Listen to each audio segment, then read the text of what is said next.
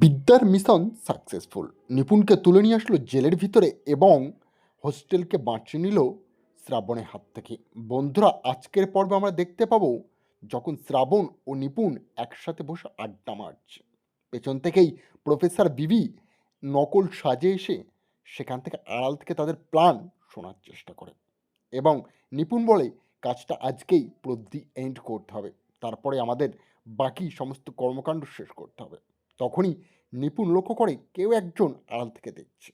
শ্রাবণ বলে, দেখ, একটা মেয়ে মনে হচ্ছে না আড়ালে দাঁড়িয়ে আমাদেরকে লক্ষ্য করছে? তখনই নিপুণ বলে, হ্যাঁ, একটা মেয়ে সেই থেকে এখানে লক্ষ্য করছে, ব্যাপারটা কি বলতো? তখনই নিপুণ ও শ্রাবণ মিলে মেয়েটার দিকে ধাওয়া করতে থাকে। সেই মুহূর্তেই শ্রাবণ বলে, ওকে ধরতেই হবে, ও আমাদের সমস্ত ইম্পর্টেন্ট কথাবার্তা শুনে নিয়েছে, খুব সাবধানে শ্রাবণ ওকে যেতে দিলে হবে না। তারপরেই ধাওয়া করে বিদ্যার পিছনে সবাই মিলে এবং সেইখানে বিবি পালিয়ে যায়। সবাই বোঝে না যে সেইখানে বিবি লুকিয়ে আছে আসলে। তারপরেই তারা এসে রিল্যাক্স করতে থাকে এবং সন্ধ্যের অপেক্ষা করতে থাকে কখন বুলডোজার দিয়ে শেষ করবে হোস্টেলকেই। কিন্তু তার আগেই বিবি তাদের খেলা ঘুরিয়ে দেয়।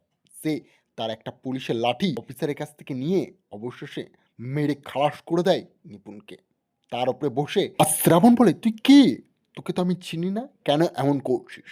বিদ্যা তার মুখ থেকে সঙ্গে সঙ্গে কাপড়টা সরালেই ভয় পেয়ে যায়।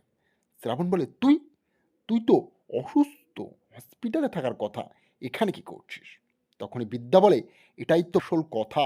অন্যদিকে আমরা দেখব সবাই মিলে অবশেষে বাড়িতে ধুমধাম করে রীতের স্ত্রী হিসেবে ফাগুনকে আনার চেষ্টা করতে থাকে এবং ফাগুনকে বলে, আপনার জন্য একটা বেস্ট গিফট কি আছে জানো? তুমি যদি ফাগুন পুরোই কলেজটাকে ডমিনেট করতে পারো আর হোস্টেলটা ভেঙে দিতে পারো, এই নাও তোমার জন্য এই ডুপ্লিকেট ম্যারেজ সার্টিফিকেট, এটা কোর্টে দেখাবে, তুমি 100% জিতে যাবে। ফাগুন বলে, থ্যাংক ইউ সো মাচ শ্বশুর মশাই।